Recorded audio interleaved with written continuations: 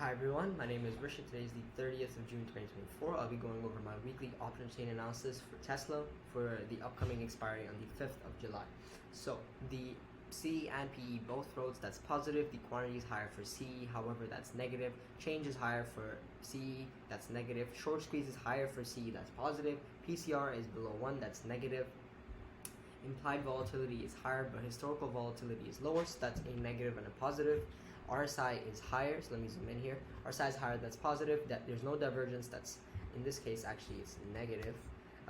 ADX is lower, in this case that's still neutral because we are sideways.